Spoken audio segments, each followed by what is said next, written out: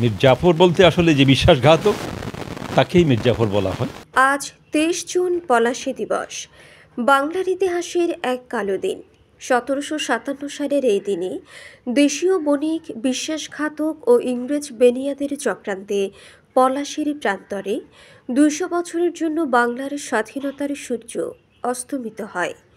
১ ঘণ্টার প্রহসনের যুদ্ধে পরাজয় ঘটে বাংলা, বিহার ও উড়িষ্যার নবাব সিরাজউদ্দৌলার। পলাশীর ২৩ জনের ইতিহাস প্রকৃত সোনার বাংলাকে শ্মশানে পরিণত করার ইতিহাস। ২৩ জনের ইতিহাস বিশ্বাসঘাতকতার ইতিহাস।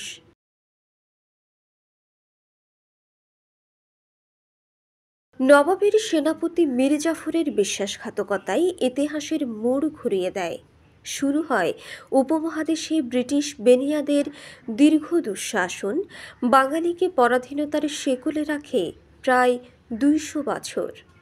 ১৯৫৭ সালে ২৩শে জুন পলাশীর প্রান্তরে এই কালোদের সৃষ্টি হয়েছিল, যা এখনও বাঙালিরা দিনটিকে স্মরণ করে এবং এই দিনের আসলেই মীর জাফরের কথা মনে হয়। মীর জাফর বলতে আসলে যে বিশ্বাসঘাতক তাকেই মীর জাফর বলা হয়। সে কারণেই তৎকালীন সময়ে মানুষ মীর জাফরের কোনো নামই রাখত না। এর পরবর্তী সময়ে যে ইস্ট ইন্ডিয়া কোম্পানি অনেক আগে থেকেই তৎকালীন সময়ের যে স্বাধীন বাংলার যে নবাব যারা ছিলেন তাদের সাথে যোগাযোগ স্থাপন করে এবং এক পর্যায়ে তারা সমগ্র বাংলাকে দখল করার জন্য উঠে পড়ে লাগে এবং চক্রান্ত শুরু করে।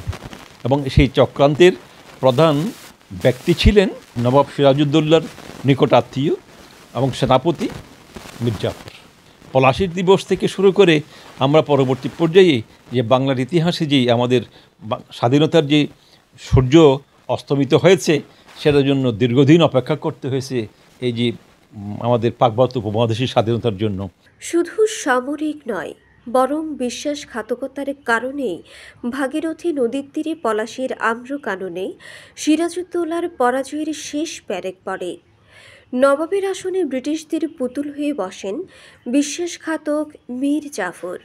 বেশ কয়েকটি চুক্তির মাধ্যমে তিনি বাংলার বেশিরভাগ অংশের নিয়ন্ত্রণ ব্রিটিশদের হাতে তুলে দিয়েছিলেন।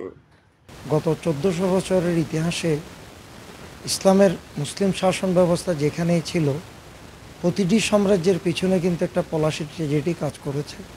সেটা পলাশীর ট্র্যাজেডির শেষ প্যারাক তো আমরা উপমহাদেশে পেয়েছি।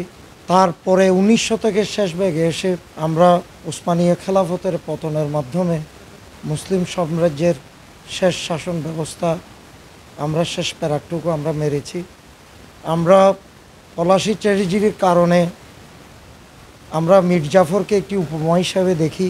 স্বাধীনতা কেউ দেয় না, ছিনে নিতে হয়।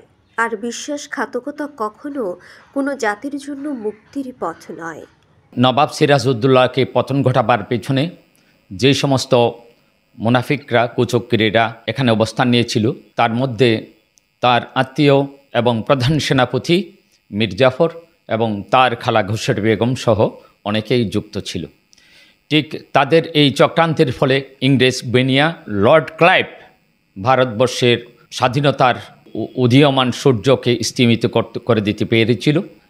এই লর্ড ক্লাইভ বা ইংরেজ বেনিয়ারা ভারতবর্ষে এসে এইরকম স্পর্ধা বা শক্তিমত্তার প্রদর্শনের অন্যতম কারণ ছিল আমাদের মুনাফিক চক্র। তেমনিভাবে যুগে যুগে আমাদেরকে শিক্ষা নিতে হবে, আমাদেরকে জানতে হবে যে পলাশীর এই যুদ্ধ আমাদের কাছে অনেক শিক্ষণীয়। এখনও আমাদের কাছে অনেক বাংলায়, আমার বর্তমান বাংলায় এই ২৪ বিপ্লবের পরেও এখনও সেই মির্জাপুরেরা পেতে বসে আছে।